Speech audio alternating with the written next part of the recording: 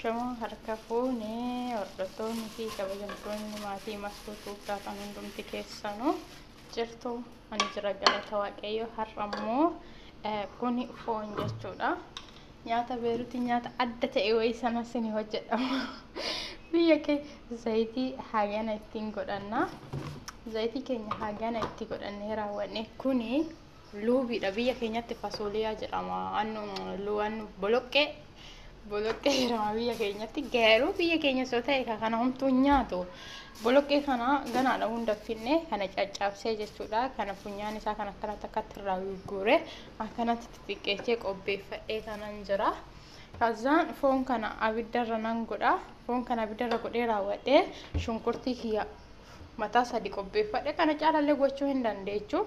Kazaan buhaalaa shunkurtii kiyya xixiqqeessee nan kattafadha. Foon xiqqoo yoo bilchaatee raawwate shunkurtii kiyyatti naqadha. Walitti deebinee dhufna.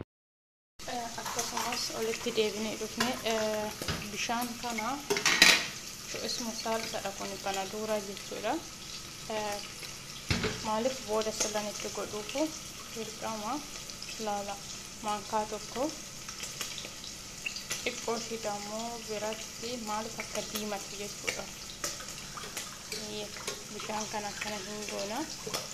Bishaan kuni amma abiddeetti qabsiisee jira sila ta'eefu hin diimata.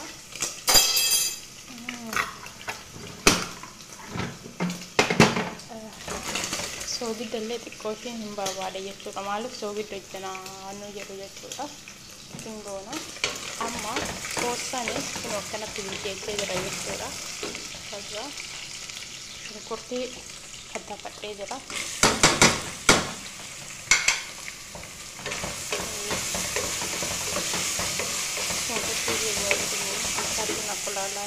Ani garuu yeroo baay'ee akkanatti duraan dursee qimamitti gochuun jaaladha.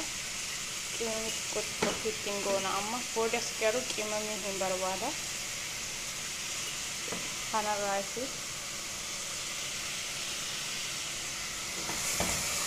goonee akkanatti daqiiqaa 5 wayii hin dhiisna jechuudha. Foon keenya itti bilcheeffannee jira. Maaliif dirqama diimachuu qaba. Kazaani amma luubii kanatti goona jechuudha.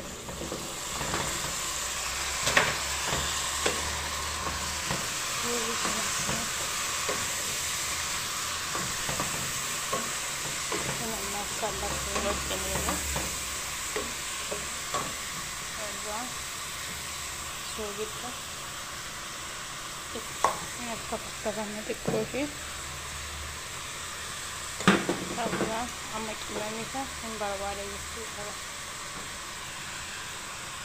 Ammas xiqqoo keessatti barbaade hin goona.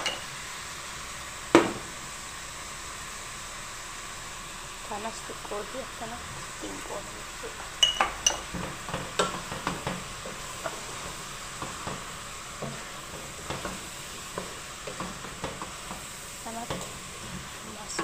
Soogidda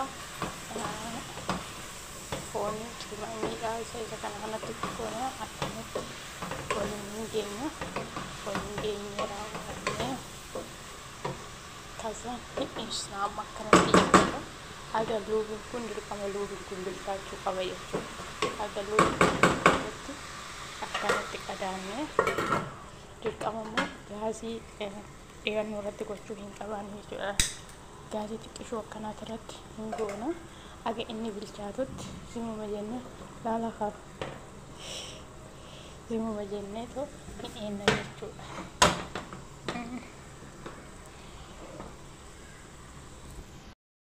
Akkasumas walitti deebinee dhufnee amma luubii keenyallee akkanatti bilchaatee jira.